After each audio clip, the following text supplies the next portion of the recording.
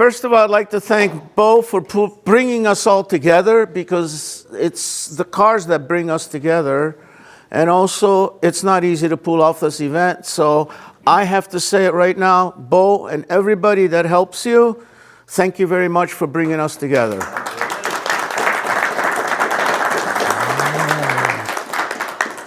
All right, let's see, this is the geriatric crowd, so we're going to talk about driving. Anybody here knows how to drive? How'd you get here? On a trailer, on a Greyhound, or on a bird? On a bird? This event is interesting because we have a very wide array of people. And of course, we've got new ones, which we welcome. We like to see new people because we're going to fall by the wayside and the baton will not be passed to someone. So whatever you do, nephew, grandchild, abuse them. Bring them to the shop with you and say, this is a toolbox. Screwdriver is not a pry bar. It's good to get the munchkins involved. I don't know how to tell you. My opinion is that it's good to start them early. The wives are going to hate that because we want to throw them in the seat at 12. And they say, no, you're abusing our child. I don't think so, my opinion.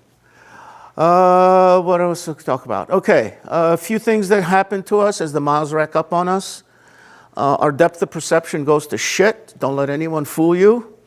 And the biggest thing, I stopped riding my bike because I don't have as good peripheral vision as I used to. And we're losing that, and it's also very important. Another thing to pay attention to is our mind is going to play with us when it's foggy out, because our reference points are all changed, because that's imprinted in our head. And whenever it's foggy out, it's not your brain gets foggy, it's just it doesn't know how to digest the information that goes through your eyes.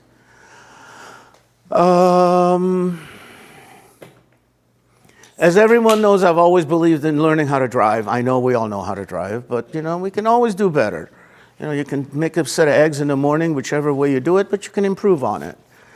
Does anyone think there's an area that they are in driving that they are weak in? Come on, let's leave the testosterone level outside. We signed a waiver, so what stays in this room, except Steve's got evidence of it. I'm bad at entering corners hot. Yes. And with fear to commit, which then creates the potential for an even bigger disaster. We can talk about that where we go about entering. I mean, I can go with a simple 90-degree right-hander, really simple. You're going bad to hell out of straight, you're floored, whatever, radiator, foot to the radiator. You have to learn to use the brakes. I don't care what anyone says. Go out there, find a parking lot, and I want you to put 4 lines on this to know where the end of adhesion is on the tires. Now, we're not talking about the kids that put their signatures on intersections. Those children have issues, but we did something like that. Okay, back to committing of a corner. 90-degree right-hander, you're going straight, brake as hard as you can. I always say late braking is the best, and then shorten your time of when you are using your brakes. Now, of course, you got to know whether you're on water, you're on ice, you're on pebbles. You have to read the surface. I don't like to teach people to, everything should be done. You should be in the gear that you want to exit before you move the steering wheel 1 or 2 degrees to the right. Okay. I always like to tell people, do not jab the steering wheel. Coil it. And as when you're coming out of the turn, uncoil it. Do not let the steering wheel go back in its position. If you drive a worn-out steering box, you'll know what I'm talking about. Okay, so we're going straight. We're going to see that we're going to have a 90-degree right-hand turn. You brake, brake, brake, brake, brake, brake, brake. Pick whatever gear you're going to think you're going to need to coming out. Most of the time, it's second gear. I mean, except people who have different gear ratios or different diameter tires. the minute that you are beginning to coil your steering wheel 1, 2, 3 degrees, the car likes better to load up the chassis. If I say something that people don't understand, you need to stop me because I won't go further. Okay, so why do we say our cars prefer to load up the chassis? What I mean by load up the chassis mean you're beginning to apply a small amount of throttle input. 1, 2, 3 degrees, whatever you like. Now, as you are into the turn, you are in gear, the car's loaded up, at that time you're committed. Now, there's 2 ways to you scare yourself, your stomach goes to you know where, and then you say, you know what, I'm going to hit the brakes. That's counterintuitive. Most of the time, you will get out of problems if you give a little bit of throttle. What I say, a little bit of throttle, it makes a huge difference. It will make the car turn in better, and you will be less pissed off that, damn it, I came in too hot. Accelerate, you know what the rest to do. Shift gears, whatever you're going to do till the next turn. Learn, there's basically, we have 3 senses in our cars. The new cars don't have that. One of them is listen. The motor will speak to you. Number 2, you have some input through the palms of your hands of the steering wheel. And number 3 is the most false information in the world, and that is the rear end. You're sitting on it. Believe it or not, that's another sensory that's good to have, to learn. You have your eyes, you have your hands, and then you have to pay attention, because the car speaks. Some people ignore some cars speak sooner than others. You come in hot on a turn, you begin to slide. Some tires out there don't do anything until oh shit happens.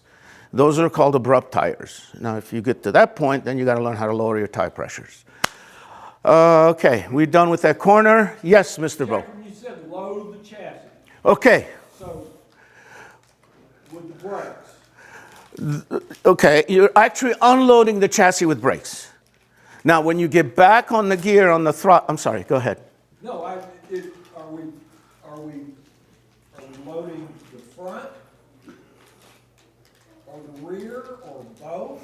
Okay, when you excel, everybody knows the car's back goes to the back. We transfer the weight to the back, okay? Mm-hmm. Now, the wheels, the front wheels, I'm not talking to wrong wheel drive cars.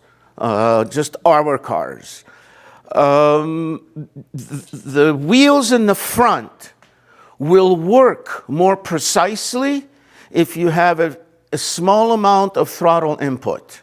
Now, you can increase that amount once you see the end of the corner. Okay, you can increase it all you want, as much as you feel that some people can have 60 horsepower, some people can have 600 horsepower. It's the control of your foot. And don't forget that the throttle is a very, very important part of the car for handling. This is why when people put side drafts on, how did you set this up? You've got 1 inch of travel of the gas pedal. You might as well drive with a micro switch on and off. I always believe, everyone knows, who has a TII here? Okay, everybody knows that a TII has a different gas pedal. And it's a longer travel. Every time you get into a TII, it's just a pleasure because you can really control the car far tighter because of the control that we have of the throttle body. Now, yes, it's complicated to make throttle travel on a side draft car, but it's an area that it's important for us to concentrate on because as you are into the turn, as you're applying throttle, you're also feeling the pebbles on the ground. You're also feeling how greasy the surface is. And the surface will always change. Don't let anyone fool you. Just because it's nice and grippy, you go to the next turn, you want to go faster, the next turn faster, pay attention. Pebbles, well, as a bike, I used to be a biker, is what'll hurt you. We call them pebbles, the little pieces of dirt, or something on the road, or pieces of rock that comes down from the side of the mountain. as I said before, we're not going to get into left foot braking. We're not going to get into any of that. Just pay attention to your gas pedal. Now, the brake pedal is a completely different subject because some people have feel for it. Some people just stab it. Now, that is something for you to figure out what you like. But I always tell people, practice shortening your distance. Spend less time with the brakes because we don't have power and we don't want to waste it. Anybody has a question? Decreasing corner. Okay. I have trouble. Where in the heck is the apex on a decreasing corner? Is this a road you've been on before? It's a button wheel. Good. Oh, okay. I'm always a believer is if my corner is ending on a long straight, I'm going to go as fast as I can, as long as I can. Now, we're entering a turn, okay? Give me your scenario as what we do from braking. When you're done braking, what do you do? Well, I mean, the first thing is button wheel's got that, it's a two-corner. Yes, a double apex turn. Yeah, three or Okay. four, I forget what it is. But it's just like, I've tried this thing dozens of times, and I can't seem to replicate. I can't feel comfortable at it, and that's why, I mean, I tried it early, late, and then I tried all. Okay. One thing that people don't like to do is to connect the corners. What I mean by connect them is, okay, if I have a corner here and my exit is faster than my entry, okay, then I don't care how I enter, because either way I'm going to enter it slow. Oh, okay. Now, if you have a switchback or whatever you want to call it, you have a signal, you have two turns. As you're sitting at night at the bar drinking and going over the map, you may be able to make those two turns into one input. Practice it. Yeah. Okay? The problem is that when you go to driver schools, people are up our asses and they always want to push us. Okay?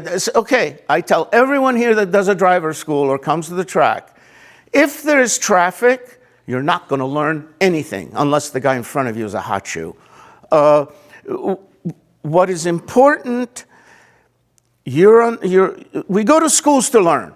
We all know we all have testosterone level problem. We want my car's faster than yours. My car's got more chrome. My car's got more paint, whatever.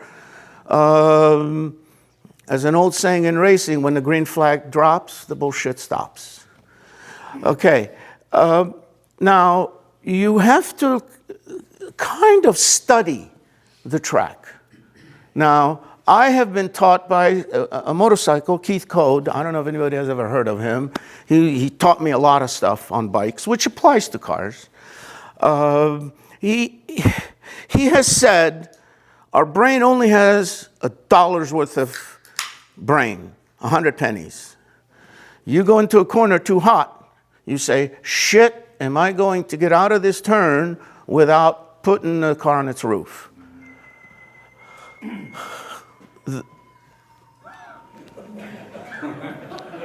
We're not in Roswell. Yes, well, that's what happens when you drive fast. When you go to school, I personally do not like to have an instructor with you. Why? Everybody has their office. Everybody has the driver's seat. We give you, that was a big problem we had, but we give you enough information for you to go out there. Now, if it's a good school, your instructor group is going to come out and watch you on the track, and he'll come and have a yap with you when you come in. Not a condescending yap, not a stupid yap, what I call input of how we can improve. We go to school, we give them $200 a day or $400 a day. We're going to go with a car that's been modified the night before, a car that basically you've turned it into because you're going to a driver's school, right? You got to have sway bars and shocks and all that. Now you enter a car that you don't know.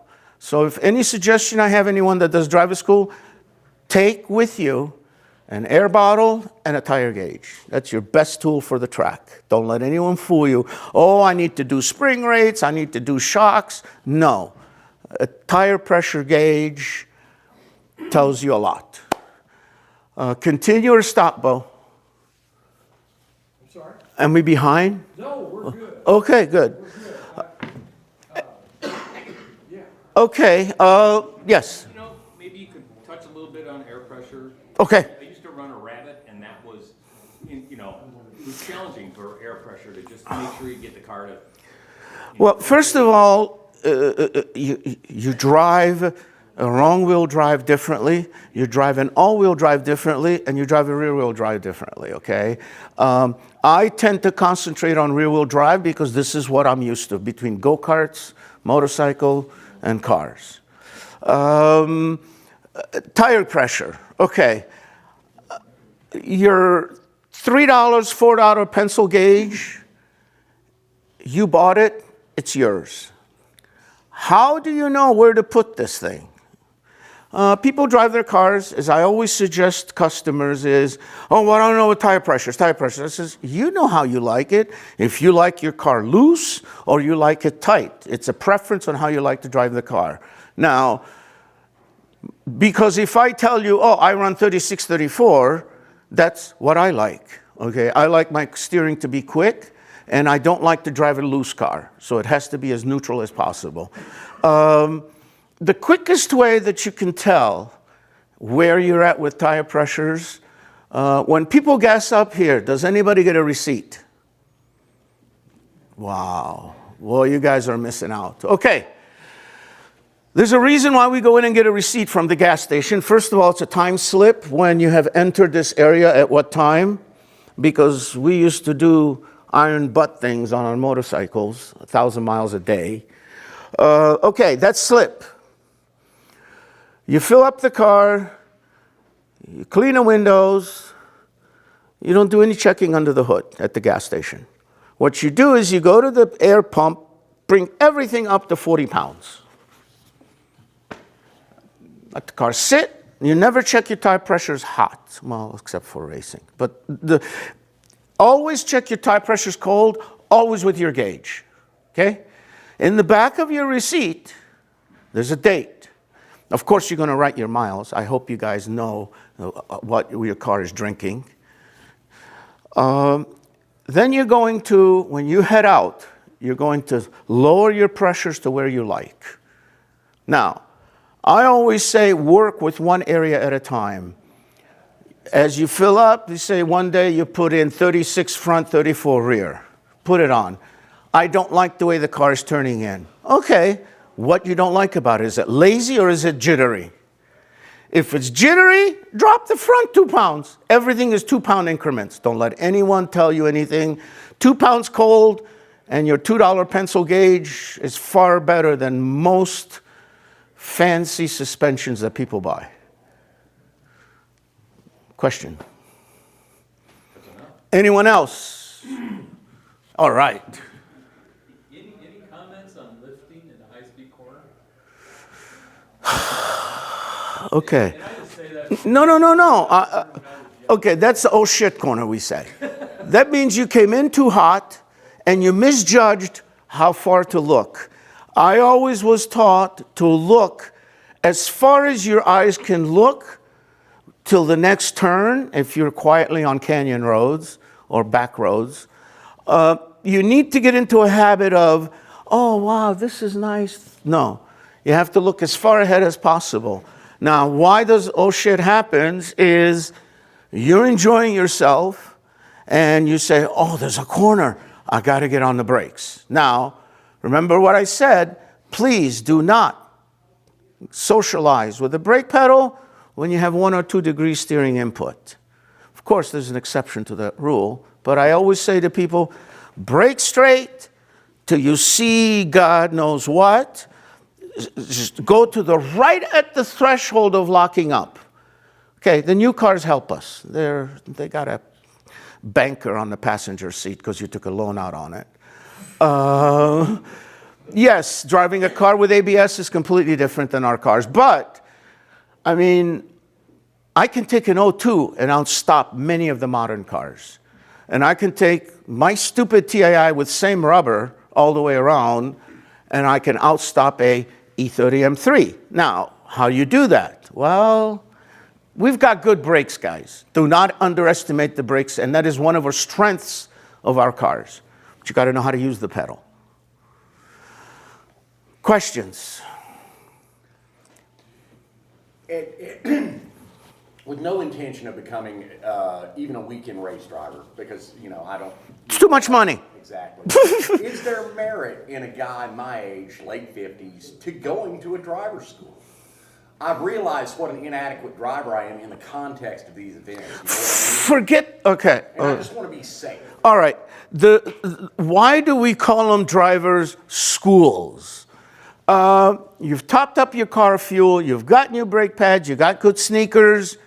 Now you need to learn your car. And there's no safer place to do it than on a track. Now, if there's track in front of you, come in, say hello to the flag, the control, and go back out. We call it touch and go. And then he'll let you out and there won't be traffic.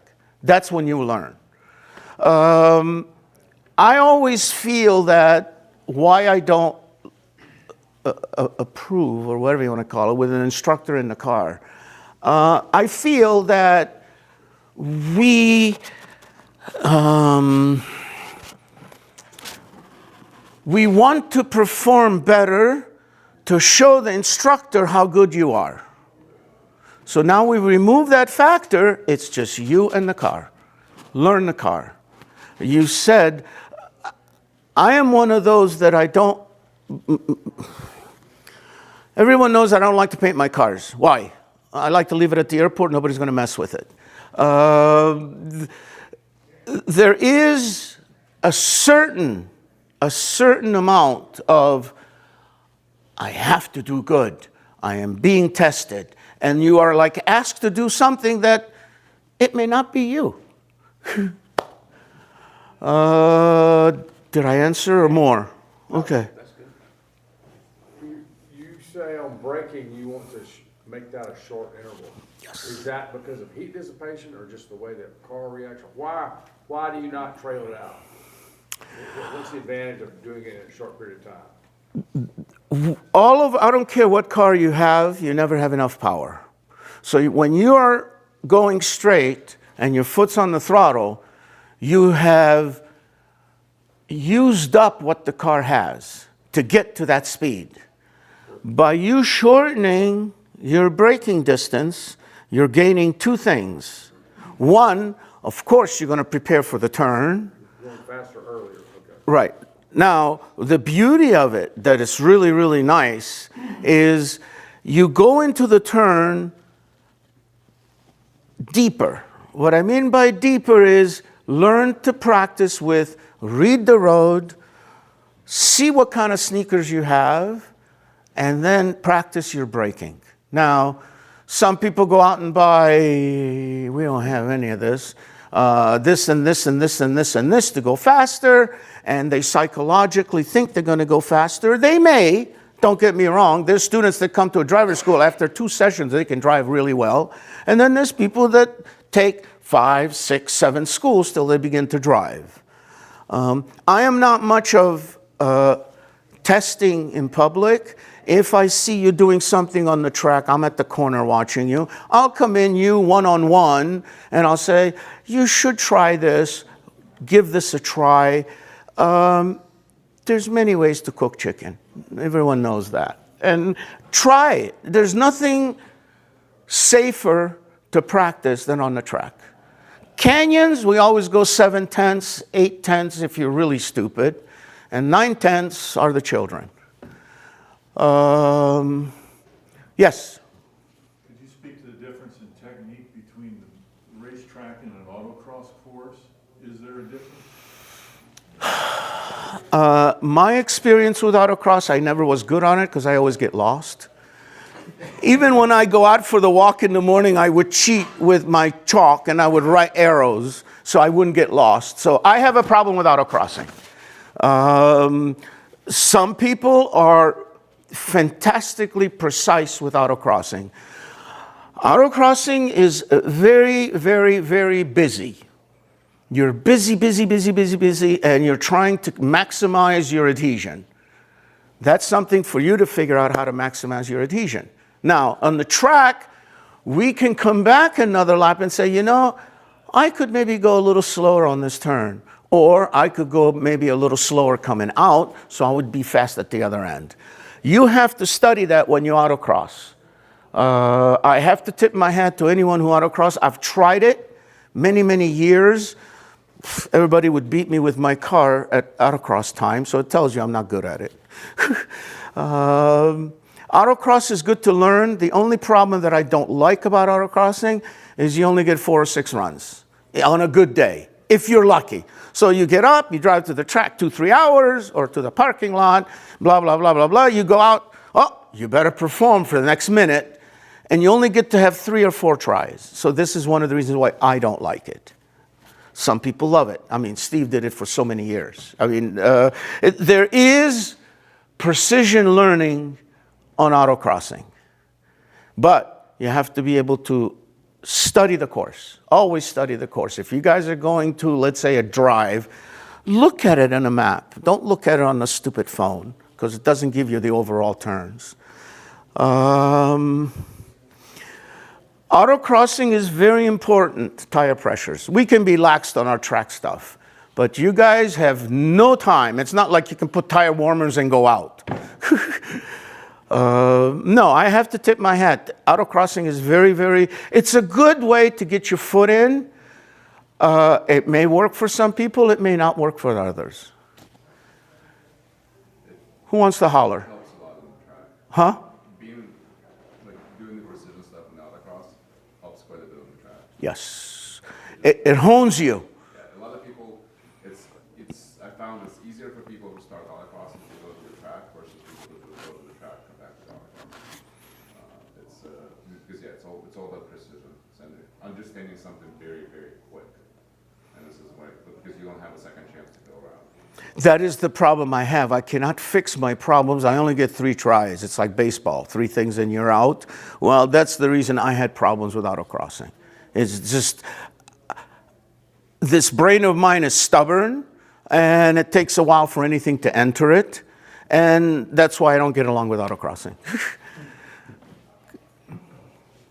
Yes? My 02 was my daily driver for 30 years. You know it. Quit driving it on a daily basis when it hurt to get in and out. Okay. It also, now, when I got the car years ago, I put an offside mirror on it so I could see the idiots passing me on the right. But increasingly, of course, you said it's a geriatric group, and we largely are, it gets harder to check there.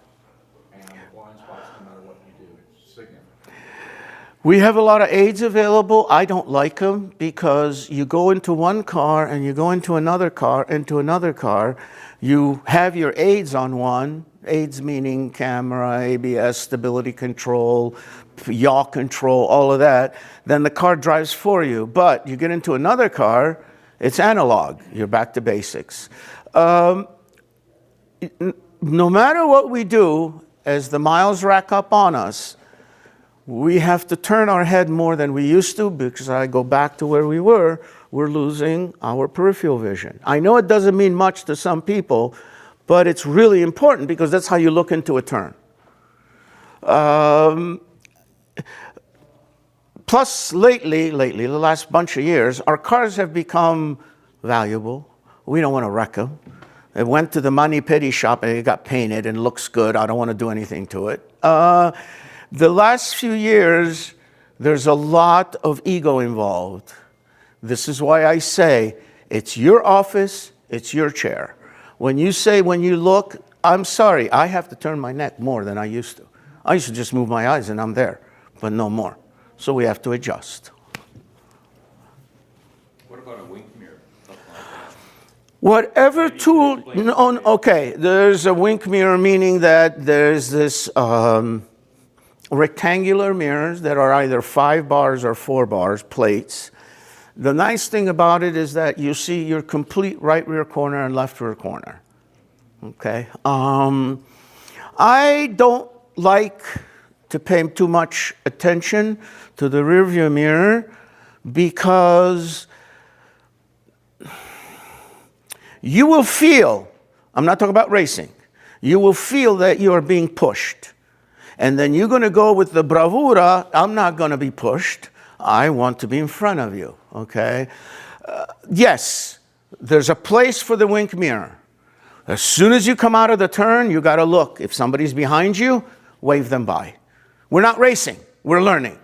That's what the wink mirror has a lot of good uses, don't get me wrong, for its specific wear. I usually look at my mirrors when I'm coming out of the turn into the straightaway, because the straightaways we do nothing. Put the foot to the radiator and watch the gauges until the next turn.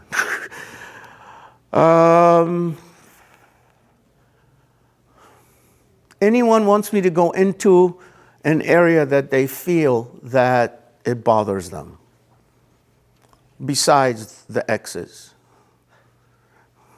and the children, college fund? God, this crowd is quiet. Okay. I struggle with high speeds in my TII. Okay. 90, Yes. so light, I start chickening out. Okay. When you start chickening out, you need to back off and examine the situation. Now, what is the car doing, or what are you doing to upset the stupid car? You're at a high-speed sweeper. We're going to imaginary right-hand turn. You come in, you set your throttle. When you are in this high-speed turn, you are not to do anything abrupt, nothing fast. Everybody has a pen. They've taken it apart. They've seen the spring inside, right? I hope people take pens. Or is that thing of the past? Steve, does anybody use pens anymore? Keyboard. Oh, okay. Well, leave that keyboard alone. It's an on and off switch. It's the worst tool in the world. One thing to learn is about this stupid spring, and I tell this to exercise the people, is to take the pen out, take the spring out, push it down. As you push it down, it's the same way you're going to release it coming out. When you're in the sweeper, you begin to turn, you give throttle, throttle, throttle, throttle, throttle, and midpoint, you may want to put less throttle if you see, oh shit, or more throttle to bring it back in. Our cars do not like to turn with our foot on the brake. I'll be very straight up with you, unless you do left foot braking, but that's a whole other thing. For 90% of the applications, our cars, they have a personality, but it's pretty weak. Excuse me. On a sweeper, where you say, oh shit, 90, 100, you may have what I call a nervous car. It turns in too quickly. It comes out of the turn too slow. It comes out of the turn too fast. Anytime you're in a sweeper, you do all your braking, you are in the gear, you're starting to turn, you're committed. The only thing that you have left control is your gas pedal. Don't let anyone fool you. The gas pedal will get you in trouble, and it will save your butt, providing you're nice with it. Don't stab it, or I'll put eggs behind each pedal, and you guys will hate me because I won't clean it up. Input. Anything that someone would like to speak about, whether suspension, transmixers, N-guines? Yes, Paul. Sort of in connection with some of the things you're saying, all these people, like, they want the fancy sway bars and fancy springs and the polyurethaneness. And the advice I give a lot of people is, okay, so you're fairly new to 2002s. Drive it, get to know what it does with what it's got. And when you start to outdrive the car, that's when, okay. I need. And I do that with myself. Yes. When I buy a 2002 and I'm like, okay. I'm a little excited. I drive it bone stock and I get to kind of know what, because everyone is a little bit different. Everyone. When I Square. feel like, okay, I'm pushing this thing more than what it can handle. Only then will I go, okay, let's try sway bars incrementally. Maybe we'll try springs or shocks. But wait till you learn the car, wait till you outdrive it. Like taking a bone stock car on the track to me seems like a much more educational experience than oh, I have these new things I haven't driven on yet, let's see how it does, like you were saying, but wait till you out-drive the car and then improve the car. Our car is much, much better than us because we do not speak the language of the car. But the more we understand what the car is doing, then we know how to feed it. I'm a very, very, very, I'm not going to say picky. One of my biggest problems that people have with sweepers, no, this is an absolute no-no. You don't keep your head straight. Don't look into the turn. You ain't gonna see. You're gonna confuse your brains, the information being given to it, okay? Head's always straight, always straight.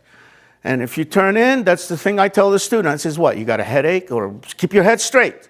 I know you're strong, but that's important.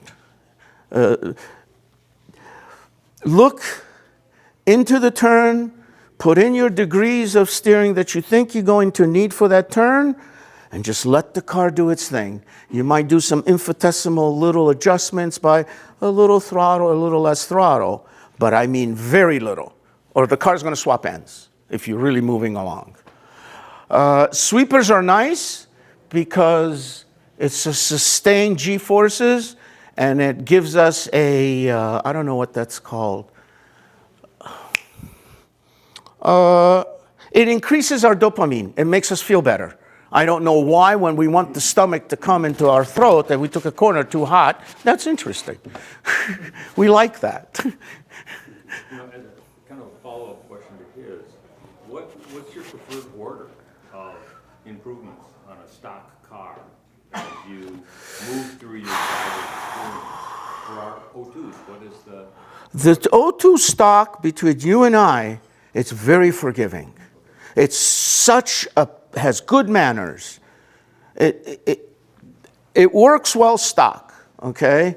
Once you're done with your tire gauge, once you're done with your tire pressures, at that time you can say, you know what, I could use.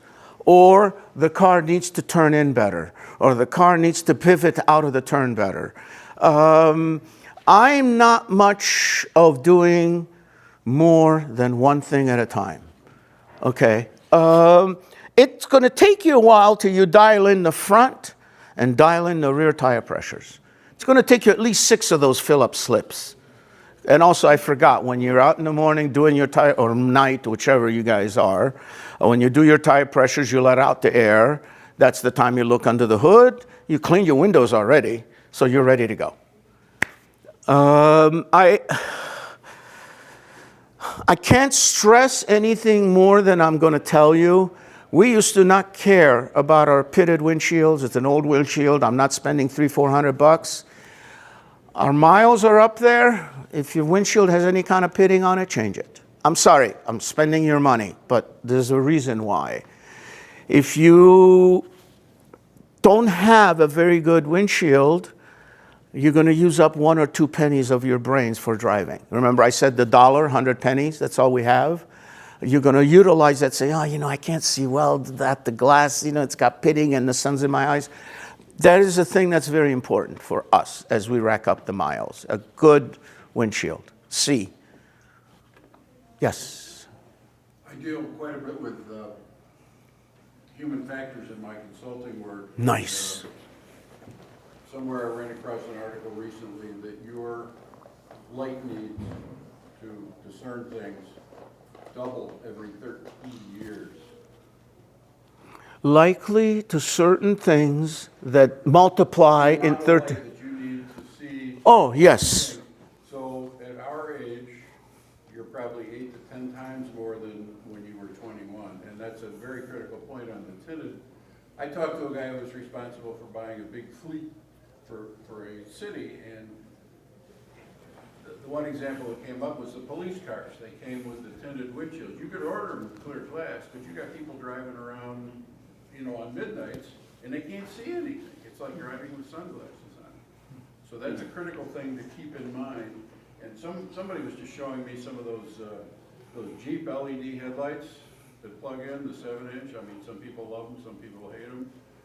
The H4s just don't cut it anymore. And but just keep that in mind. If we could go into the lights, if anybody wants to go into lights, yes, of course, we used to love to run at night. And it's becoming more difficult because our reference points are screwed up at night.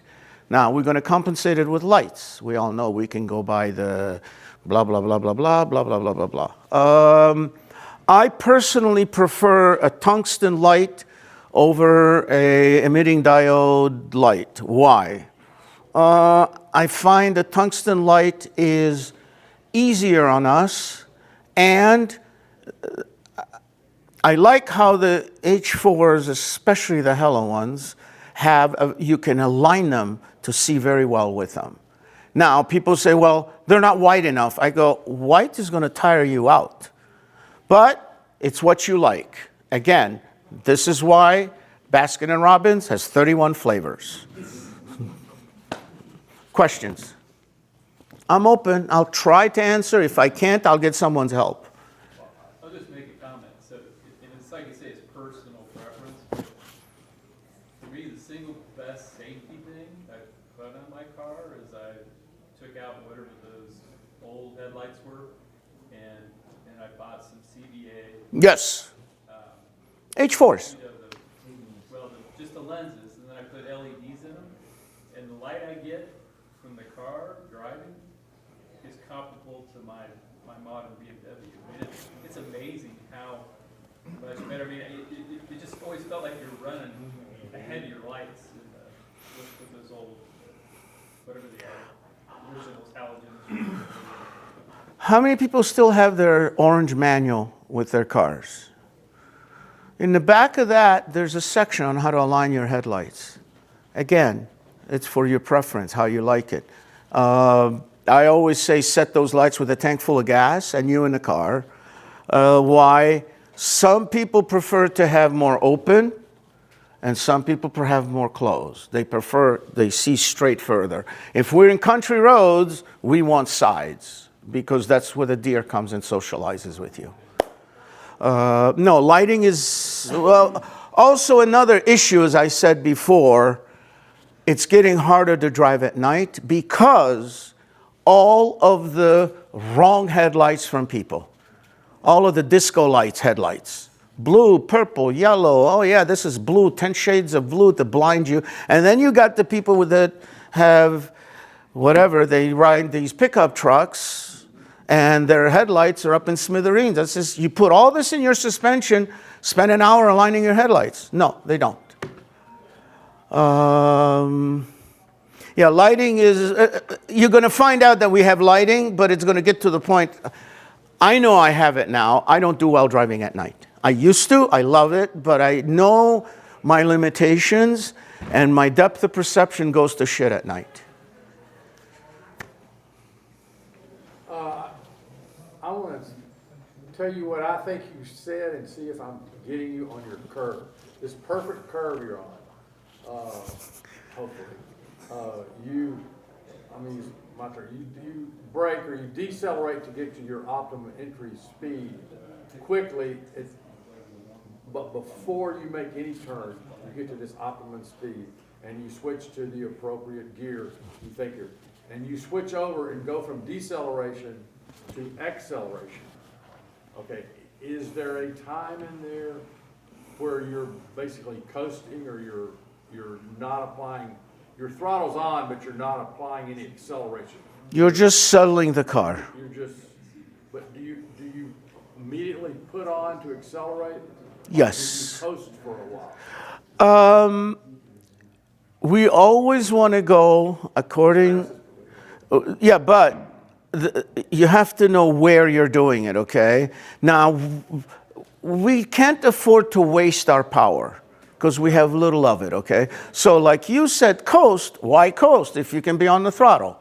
Or why coast if you can get on the brakes? You shouldn't have to coast at all. You should be deceleration, acceleration. Get back on, because then you want to load the chassis. As Bo said, you want to load the chassis so the car will want to turn for you. So you're switching gears, Whatever. you're braking, Exactly. and immediately going to accelerate. Right. But you might be only accelerating a little bit depending on the term, or you might be, And we try to take the numerically lowest gear possible to bring the RPM down. So if we try not to shift mid-turns, we try. Sometimes we're, oh shit, we don't have enough power, we're lazy, and we have to drop a gear. The important,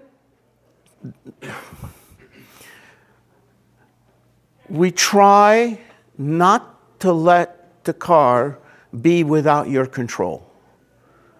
Everyone heard me before when you make a turn, how some people on the street love to make their turn and let go of the wheel. Oh, it's nice and straight, I'm happy. You should never do that at the track. Because if you do that, or even on canyon roads, you're entering where you're not in control of the car. You have to be in control of your ship. It's your boat, your plane, whatever you want to call it, car, therapy device, smile breeding device, 2002s are to drive.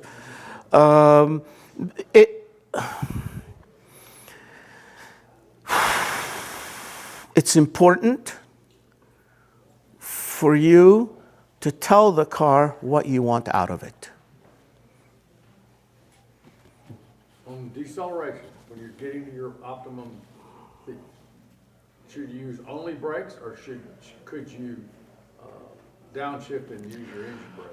Okay, I do not condone, or I do not like, and I do not approve using downshifting to slow the car down. We have great brakes. We're not driving an MG. We're not driving something that doesn't stop for shit. So utilize it. Utilize it. What I'm saying is, you see the corner, you say, okay, I'm going to need this at this particular speed, and I need to be at this particular gear.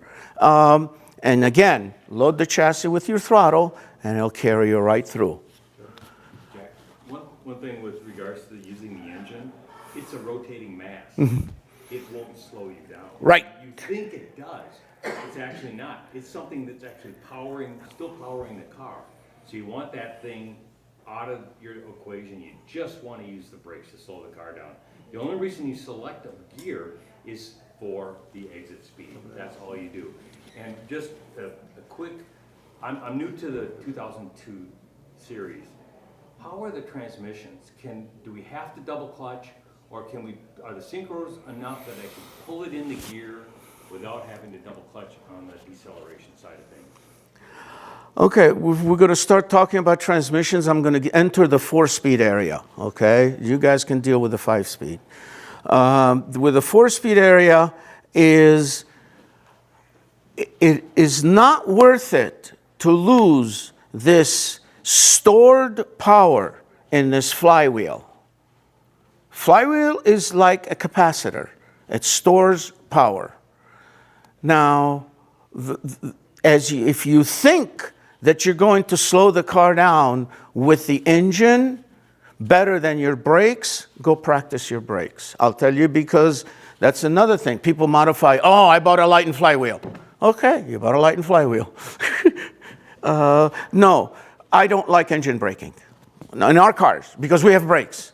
Now, it may not work if you drive a whatever, XXX, whatever it is. Yes? When I was like, 16, 17, Dad's like, you're doing driver schools. And to your point, by the way, I'm 56 now. I haven't had a driver school in like 35 years. I've gotten lazy. I need to go back. I need to be humble back in it. So do it. I'll go with you. But Yes. one of the most important, there's a million little catchphrases and they stick with you. And one that has stuck with me for 40 years was an instructor saying, brake pads are a whole lot cheaper than gearboxes. Clutches, Yeah. And I'm going to say something too. When I open up an engine, I can usually tell someone if they're an animal by just looking at the center thrust bearing. When I look at the center thrust bearing, boy, I tell you what kind of person you are. Sorry. It's good for my business, you fry the clutch, but I have customers with 200,000-300,000 miles on their cars, and it's still the original late 2002 smaller clutch. The transmissions, we're going to go back to the transmission area. You first have to remember that we've got basically 2 styles of transmission. One that is buttery smooth, and the one that you have to catch the synchros. The buttery smooth ones are like on the 1600 and early 2002s, which they have steel synchros. They go into gear much nicer, but it's a more fragile transmission because it has a coarse spline on the output flange. The later cars, you just goes into gear. Now, why would you have to double clutch? Your synchros is worn out, or you're trying to learn how to settle the car. Now, is there an advantage to it? I don't find it to be. Now, if you're in a Formula 4 or an open wheel car where there are straight cut gears, yes. Then you got to feel it and you got to be correct with it. But our transmissions are pretty good. Just make sure that your bushings on the shifter are good, your pillow blocks are good, your plastic underneath. Just go through and tighten up your shifter. Don't go by XXXX because it's going to make me go 0.2 of a second faster. The stock shifter is plenty, and don't go by Z3 short shift. No,